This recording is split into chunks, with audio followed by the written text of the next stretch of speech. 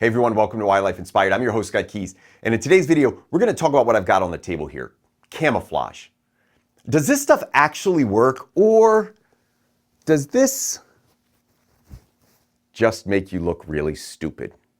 I'll let you know right after this.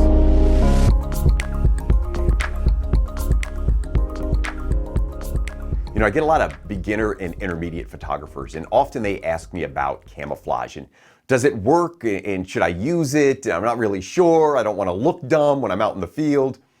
I'm going to tell you in this video a lot about camouflage. I'm going to explain to you, number one, does it actually work? How often do I use it? I did a little experiment where I dressed in camouflage and I didn't dress in camouflage. Probably the most unscientific experiment ever, but it reinforced some of what I already believed about this just off of my last 10 plus years of wildlife photography. I'm going to show you different types of camouflage in this video, and I'm also going to talk about species specific. So in other words, what types of species does camouflage make sense? And is this stuff sometimes a little bit of overkill?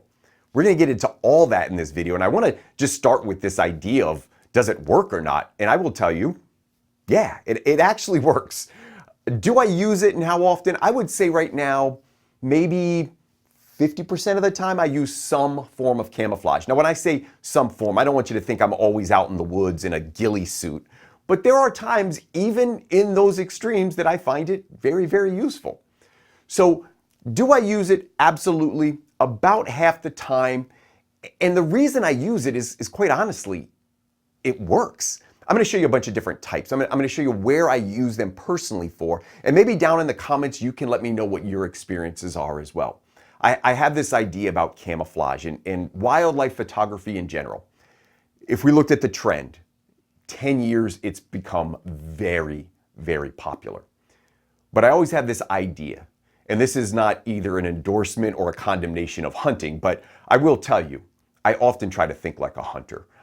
Our overlaps are immense. We are both dealing with wildlife, and often we want to be in positions where the wildlife doesn't know where we are. So to that extent, I look at a lot of hunting resources, and most of the stuff on here isn't really designed for wildlife photography as much as it's designed for hunting. So I will tell you, often this mindset about thinking like a hunter, laying in wait, predicting behavior, and observing species is very, very helpful. Hunting has been around for thousands of years. Well, we've been doing this for 10, and you will find an extreme hardcore culture around it. And again, this isn't really a video about hunting. You may have your opinions on it. I certainly do as well. What it really is just to say is there are resources out there and a lot of product out there geared around making yourself invisible or making yourself blend into the wild. So we're going to talk about some of these things in this video. I do want to just get started with different types of camouflage that I use. And I will tell you, I'll go from kind of the simplest to the most extreme. I always carry around, and I'll just break it out here, I always carry around a piece of camouflage in my car. Just a sheet of camouflage. I try to get one that's about as long as my body. And I find this to be very, very helpful in a couple situations. So as I untangle this sheet, this one in particular I keep in the back seat of my car or in my trunk. It's about 3 feet wide and it's about 6 feet long. Okay, so here it is. I can throw this just over my body. I don't really use it a lot to throw it over myself as much as I use it to cover up my lens. So out in the field, and I don't have my lens set up for this one, but it's pretty easy to imagine. My arm is going to simulate a lens. It's on a tripod and it breaks up some of that shape of my lens. So there it is. There's my camo, and it also breaks up, and I'll point it at you, it'll break up the shape of my body a little bit as well. So I can still see over it, but it's kind of using something to break up my shape. And I will tell you, it's not just the idea of these patterns that's important. To me, it's also the idea of just breaking up your shape. I'll talk about that breaking up of shape in just a little bit. And I've got some examples for you here too, by the way. Let's get into some of these more advanced or more sophisticated, maybe even more silly looking pieces of equipment. The next one I wanted to show you was this hat. Now, the way we are built as humans, our anatomy is that we have two eyes that face forward. This is symbolic of like a predator. So if you ever want to research this, it's pretty interesting, but most predators have binocular vision. So the eyes are in the front. It allows us to get some depth perception so we can see how far away from things we are. When you typically look at prey species, so think of a duck. Ducks aren't usually aggressive predators, but they are often prey. Those eyes are going to be on the side of their head. That loses the binocular vision, but it gives them a peripheral vision. Because of that, especially when you're photographing species that might be prey species, they are very, very alert. And they know what's going on. They also have evolved to know that eyes facing forward might represent danger. Oh boy, I'm going to put it on. I put it on at the beginning of this video, but a hat like this could be very, very helpful. Now, I actually, there are circumstances where I wear this. I don't wear it out in public, but when I'm out in certain areas where my face might be open, I can throw this on, and I don't need much more than that. By the way, I'm not going to show you camouflage jackets or camouflage pants. I keep a pair of these pullovers in my car all the time. The jacket especially, if I can have neutral colors on, wearing a camouflage jacket with this on, I'm in pretty good shape in a lot of situations. I'll tell you exactly what I use these for in just a second, but I just want to walk through some of these miscellaneous pieces of equipment that I use. By the way, I'll put some links down at the bottom. I purchased all of this, so none of this was given to me. Let's get into this next piece. This is one of my favorite pieces. Again, it's in my car. I like this one a lot. This is a cape. So I'm not going to put this one on because I don't want to look stupid in this video, but you could see a hood here and it's open. So it's not a shirt. There's no sleeves. And the way this would sort of work in the field, and again, I'm not going to put it on, but you'll get the hint, is this is over my camera. The hood is over my head. And I'm pretty well hidden. Now my eyes are still exposed. If you want to get a little more crazy, you feel free to do that. But I like this because it serves as something to sit over my entire setup. So I drape this over. It's a couple downsides to this one. And it's really hard to use that cape and see the viewfinder at the same time. So you may have to work out some situations on this. I use these when I'm still. So if I'm in an area and I'm just waiting for something to happen, this is the type of camouflage that I really, really, really enjoy. So this, I'll call this the camo cape. Again, there's links down at the bottom. Now, before I get into this last piece, I've got one other piece that I can't really set up in here. I use a brand called Lens Coat a lot. There are other brands, and I'm not loyal to any of these. There's another brand called Roland Pro. I'll put those names over here on the side just so you have some identification. There's tons of third parties that make this stuff. Go onto a hunting website, you'll find a lot more. The one made by Lens Coat is a throwover. They might call this a blanket hide. And essentially, I'll show you a picture of it. This is me out in the field, by the way. It just goes over a tripod, or you can be seated. Now, when I'm out in my yard and I might be testing some equipment or even trying to get some images here in my yard, I often use this setup. I cover my tripod with this blanket. It allows me to see through it, and I'm very, very, very still. When I talk about the types of species that I captured in this, I have some actual real life examples of this. So stay tuned for that. The last one, I'm really reluctant to put this one on. I am going to link this one. I own, I hate to say this, I own 2 ghillie suits. A ghillie suit just being full camouflage, jacket, and pants. Now, I don't use these a lot anymore. I have. If I wasn't able to use another form of hide or blind or camouflage, this is something that I could use, and you really do blend in well with this. I'm afraid to put a picture of it just because I do find people in ghillie suits look pretty silly when they're out shooting wildlife, but it works. Don't walk around your neighborhood in this, and if you're walking around in a ghillie suit somewhere, be ready for the police to show up because there's a good chance you'll get a call. Now, I have 2 ghillie suits. I mentioned this. This is my newest one. My old one, I just didn't love it. This one, I actually like a lot. So this is the top, and this will go on over everything else I'm wearing that day. Generally in winter or fall, I could throw this on over whatever I'm wearing, and it's no problem. In summer, it's going to get a little hot. So it's got the jacket. There are ghillie like head suits or pieces that go on top. This is just a hood. And then I've got the pants here as well. And I always get these just as a tip. I get them a little bit larger than I am. So I normally go like half a size up or a size up just so I can put these over what I'm wearing, again, especially in winter. And the fact that they're baggy doesn't matter. I'm not wearing these around. I'm only wearing these for the limited amount of time that I'm going to be in the woods, and then I get them off as quickly as possible because, again, I just don't want to be seen looking like that. There are times when some of this can be overkill. I'll talk about that in just a minute. But before I do, I want to tell you this experiment that I did. And I had 4 scenarios in my yard. So controlled situation, I have some feeders out here. I don't use them all the time, but if I'm doing an experiment like this, I'll put some food out, bring some birds in, and then I'll just watch the behavior or test some equipment. So in this case, the 4 scenarios were: 1, I was seated on my little tripod. I'll show you a picture of what that probably looked like when I was out there. This is from another event, but this is typically what I look like. Full camo, everything covered. Now this was with the lens coat hide, the blanket hide. So that's scenario number 1. Scenario number 2, no hide. Sitting in the same stool, tripod dropped down, but I did not move. I was very, very, very still. So I researched what that felt like. And I actually counted the number of species and the number of individuals that came into the feeder during those times. And I repeated this twice. And so what you're going to see are the averages of this. The third one was standing, not moving, no camouflage, just standing and being still. And the last one was walking. So I was testing this idea of how much does standing with no camouflage versus walking with no camouflage, how much does that matter? So in other words, do I even need all this camo? Well, the bird's just going to behave the same way regardless. And these are the results. So when I was wearing camouflage, or when I had camouflage on me and I was seated and still and not moving, in a 10-minute period of time, I had 49 individuals come in. I'll put the species up here. I think it's like 6 or 7 species came in.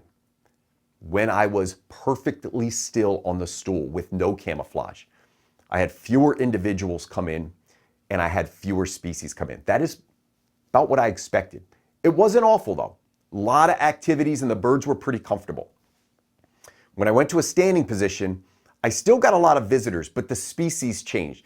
2 in particular, I noticed, both times I replicated this, no blue jays came in and no red-bellied woodpeckers. Now these are birds that are around my house. Blue jays particularly are very, very keen on their environments. They're also very social, so they talk to each other. They're probably letting each other know like, hey, it's not cool to come in, or hey, it's cool to come in right now. I found that very, very interesting. So when I was still and sitting, blue jays and woodpeckers came in both times.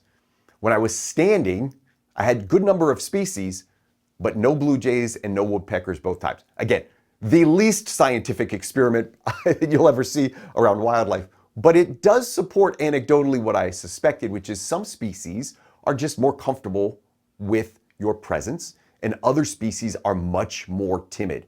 And that matters when making this decision around, do I need camouflage or not? Now, the last test I did was walking.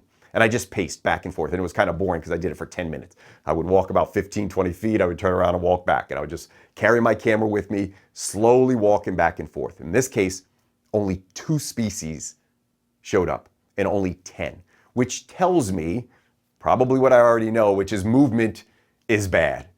And more than anything, I will tell you, if deciding between camo and movement normally wins. I want you to go back to that first comparison, camo versus just being still.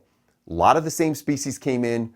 I did get a drop in numbers, but still a decent number came in. Even when I was standing, but perfectly still got a pretty good number of birds coming in. But as soon as I started to move, everything changed. In fact, the only 2 species that came in were the most common species and probably the most comfortable. You have to remember, I also am in my yard. So these birds have gotten used to humans here, and the nuthatch and titmouse, and especially this nuthatch, he didn't care. Yeah, I actually got a little closer at the end and started walking like really close to the feeder. And while he'd put an eye on me and fly off, he would instantly fly back. The advantage he had now is everybody else was chased away, so he was just feasting. So I did have one nuthatch that was particularly comfortable with my presence. And by the way, this happens with both birds and with individuals. I did a video about predicting behavior. I really think everybody should watch those. I did a video on predicting species, so kind of understanding species behavior, using it to maximize your photography, and then also understanding the individual and maximizing an individual's behavior. Check out those videos. I think you'll really, really like those. So that was my non-scientific experiment.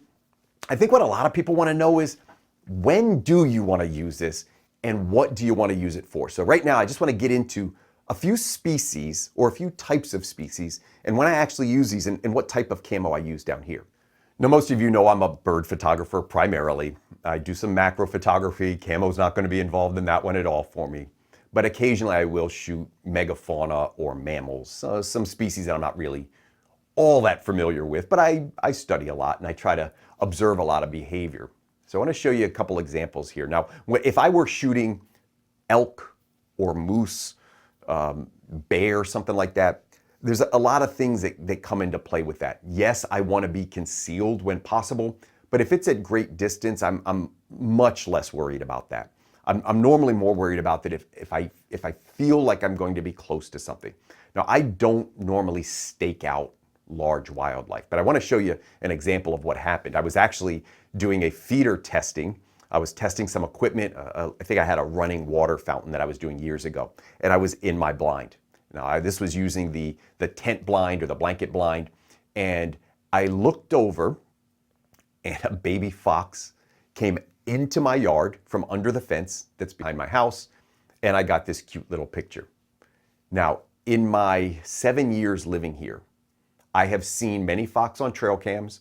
I've seen fox from a distance in my house. I've never had a close encounter with a fox, ever. And I spend hundreds of hours in my gardens outside. So any movement that I have out there, this isn't that the fox was so comfortable with me it just decided to come up because it sees me every day. No, my fox are pretty timid. In fact, my dogs will chase them away very often. But this particular fox had no idea I was there. It was a little kit that came under the fence. Really, really neat. Had no idea I was there. In fact, I had to slowly turn the camera because my camera was faced the other way to get this picture. And I was very, very cautious about it. So this instance is a really good example of how just being somewhere, if you anticipated this behavior and set up here, a really good chance that you can maximize the opportunities you have for a very natural looking image and something that feels very, very much like that animal is in its environment. So again, I don't do a lot of these larger species. I don't do a lot of mammals, but I thought this was a really good illustration of how that can work. If I were predicting behavior, if I wanted to be in an area where I thought something would come to, I would certainly want to try to conceal myself. At the very, very least, I would want to make myself part of the environment. I'll talk a little bit about that in just a second. Let's talk about some of these bird species, since that's what I really, really like to do. I break these into, by the way, 4 groups generally. I have shorebirds, I have songbirds, I have raptors, birds in flight, and then I do waterfowl, any type of waterfowl. So what do I use these for? I'll start with shorebirds. I very rarely, if ever, use camouflage for shorebirds. Now, I will try to dress in colors for the day. So if I'm at the beach doing shorebirds, I like to wear neutral colors. I'll put an example. I think I got some old pictures up here a friend took of the types of colors that I would just wear. I would often try to cover my face. Most importantly with shorebirds is not the camo, it's the movement and just being incredibly still. I have found shorebirds, when I am very, very still, will actually walk right next to me. I've had one climb over me as I was photographing, scared the tar out of me because I'm photographing one way and a ruddy turnstone walked over my leg. I thought it was a crab. I thought I was going to get bit. But that's what can happen when you're just incredibly still. So when I'm shooting shorebirds, I generally don't worry about camouflage too much. Songbirds is interesting. This is a mixed bag. I will tell you there's a couple of major things. I'm doing a Patreon video, by the way. I try to plug this Patreon once in a while. I haven't done it in a while. This idea of camouflage, I did old videos on. And I actually show, like behind the scenes, in the field, I show exactly what I use for setups. I did some waterfowl. I'll talk about that in a minute. But for songbirds, I will show you in the field how I do this. And I think it's much more important. I'm going to give you 2 examples of this. Much more important to blend into the scene than to wear camouflage. However, camouflage ain't bad for songbirds. Movement is probably the most important. Second is becoming part of the environment. And then third, I would list as camouflage. So yeah, you can use camouflage in these events. I would try to avoid bright colored clothing, and I would really try to break up your shape. So what I mean by blending into the environment, not using camouflage, is to, like if you're in a field, get in a field. Let me show you an example. I shoot songbirds in meadows up here in Pennsylvania. I actually take some clients out there, a really nice time. I've got some native meadows locally and some songbirds that I kind of know where they're at and how they behave, and we get some really, really nice shots. Typical shot is something like this. Now this is a pretty shot. Not super close because I'm in a trail and the bird is in the field. I'm going to show you a second shot, and I think I might have used this before in other videos, of just getting into the field. So now, I gotta be careful with this because I don't want to tell you to trespass, but this area had a small deer they call them deer paths, kind of where the deer would walk through, and it trampled that area down. So rather than be in this main wide, 15, 20-foot wide mowed path, I walked into the deer path and I only got in about 5 or 6 feet and I just stayed there. And because all of the flowers in the field were around me, I found the birds to be much more cooperative in terms of coming in. And they came in really, really close. I'll put an example of what that looked like. So that's a good example of becoming part of the environment. On my Patreon video, I'll deal with this a little bit more. So if you have any questions about that, check out the description. There's a link down below. I'll put some information over here on the side. There's a free section of that. I'll be quite honest, the free section doesn't give you much. You're better off on YouTube. But if you want to pay a small monthly subscription fee, there's 200 videos, I think, that you get for free as soon as you sign up. It's monthly. You cancel whenever you want. That's my plug for Patreon. I think you really, really like that site. So yes, songbirds sometimes, more importantly, blend into the environment. The third one, raptors. Now this is an interesting one because raptors are incredibly varied. It really depends in this case on the location that I'm actually shooting them.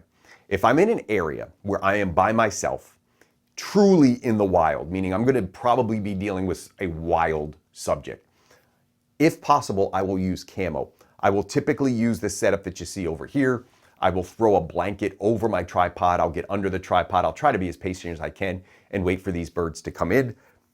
These raptors, they see everything. They know you're there. What really is important is, are they comfortable with you being there to give you a nice shot, or are they not? So some examples of this. If I go north of here, there's some locations. I've got about 5 or 6 areas in the Northeast where short-eared owls pop up, and they become very, very popular. I got my own feelings about owls, certainly videos coming up just about owls in general. But if you want to find short-eared owls, you kind of are limited to these spaces where people have over the years found out about. And there's a lot of them there. No reason to use camouflage here. These owls, if they're going to come to you, they know there are people there. They're going to hunt. And if they come close to you, it's probably because they've just gotten used to the people being there. In another situation, if I had found a field where I thought short-eared owls were and there was no human around, I'd probably put on that camo and try to blend in a little bit, because those owls may not be comfortable. We got to remember, these animals that are in an area, they start to learn the area. They know where the stumps are, they know where the trees are, they know where the low patches and the high patches, and if something's there that isn't usually there, they often know about that. I find that with raptors. I also find it with waterfowl. We'll talk about that in just a second. So yeah, with raptors, sometimes I will use it. Typically, it's just a throw over that I can go out in the field with. And the last one is ducks. Now, ducks is one of the toughest ones. You will find remember I said sometimes we have to think like hunters. You'll find entire cultures around duck hunting. All sorts of extravagant blinds where they hide out and mask themselves. And part of that is going to be true with duck hunting. Now, the same way I said some animals are more comfortable with humans, you will find this of waterfowl. I had a friend one time, just a quick funny story, and I was working my butt off to get these waterfowl one year, and I was doing okay. And he's like, yeah, I think I'm going to stop over and shoot waterfowl after work. And I'm going to say, what time do you get out of work? He's like, at 4. I'm like, well, the sun goes down at 5. How are you going to get there? He's like, no, I'll just throw my tie over my shoulder and lay down at the pool. So there was a pool in the middle of the city where the ducks went in. People walking by them all day long. They got used to them. They could care less. My friend, we joked around with him. You seriously are going to shoot in like a suit? He's like, yeah, I'll bring my camera to work. So big deal about this. Wild ducks are typically very, very skittish. And again, we talked about predators and prey. Often they're prey, and they're going to have a very good idea of what's going on. I can't tell you how many times, even the slightest movement, and I didn't think it was much, a duck would be swimming toward me or near me, and just that little movement, and you'll see that duck just slowly turn, not always flush away, not always get scared, but just be aware enough to say, I'm going to point in the other direction, because if it gets real, I'm gone. It happens a lot with waterfowl. Now, what type of camo would I use with waterfowl? Well, actually, I don't use this type of camo often. I generally try to just wear some neutral colors, but I do use a blind, meaning I'm actually going to set up camouflage in the area around me. Now, I made this distinction between my Patreon site and my YouTube site. Sometimes I try to keep the juicy behind the scenes stuff over there on Patreon. I did tons of videos around blinds and setups, and I actually showed you how I approach waterfowl and setup. So if you're curious about that, I'm sorry, I'm not gonna do it in this video. I got tons over on Patreon. You check that one out for me. And that's, as a general umbrella, that's how I use camouflage. So maybe 50% of the time, often less. Some of the species, absolutely. Some of the species, you may not need it. You need to learn, are my subjects truly wild and skittish? In that case, probably gonna want some concealment. I'm gonna use the term concealment. It's not always camouflage. I talk about sometimes where you can just be a part of the environment, but neutral colors will probably help. Baggy clothing, things to break up shape is really, really important. This idea of breaking up shape, I'm gonna give you 2 examples of this before we give you my final thoughts. But I have a location where I can shoot out in the open to shoot migrating birds, and I can shoot kind of, I'm gonna call it a cove, but it's kind of like a mountain outcrop surrounded by rocks. In the first area, if I have my camera and I'm covered in camo, my shape is very prominent. It's a big bump. Might look like a rock, but that rock is gonna start moving when I turn my lens. In that case, I can get birds that come close, but not often flying like eye level and landing near me. Okay, so I can be concealed. They might come in, but as soon as that movement happens, they're gone. My second location, I'm kind of in like an outcrop of rocks, and I really don't even bother with camo here. I might put that silly hat on to cover my face, but I don't go crazy on this one. Because I'm like part of the environment, they tend to land like right here and here, like almost like right in front of me. And as long as my movements are slow enough and I don't startle them, and as long as I got my mirrorless camera on silent mode, I can get these really intimate shots. I'll show you a couple of them. I showed you a few of these in a video around minimum focus distance. I might do some other videos around that concept, but this is the type of look that I get, specific to a certain time of year, specific to a certain area. But the premise is being enclosed in that environment was actually, I find, anecdotally, more, or I get better looks than I do when I'm out in the open, even when I'm in camouflage. So those are my thoughts around that. Is it overkill? Yes, it can be. So I like camouflage. I have absolutely no problem wearing it. I find a lot of beginning photographers are incredibly intimidated. They don't want their friends or somebody being like, hey, look at this guy. When I go to a place and it's a public place, I've seen people shoot at a parking lot in full camouflage, talking to their friends the whole time. To me, that's overkill. I don't get that at all. I don't know why you set up a full tripod and have conversations with people and you haven't camouflaged the tripod, but you're wearing camouflage. That tripod's gonna stand out as well. Moving the camera's gonna stand out. Again, breaking up shape is really, really important when it comes to this whole concept. I don't know, it can absolutely be overkill, but I don't want you to be intimidated by it. I need you to know it works. Play around with it on your own. It's gonna be different depending on where you live, what your areas are, those subjects you're shooting, but you can play around with this. I will tell you, for skittish subjects, it really, really can help. And if you're predicting behavior, if you're trying to get somewhere where you think something's going to be, really, really, really important. You have to remember, certain animals are just unbelievably perceptive. I can remember last story, and then I'll let you guys go for today, but I was on a back road, just a dirt road. It was really, really long and really, really straight. And I was sitting in my car and I saw something coming up the road. It was pretty far out. And I thought, is that a fox? A coyote?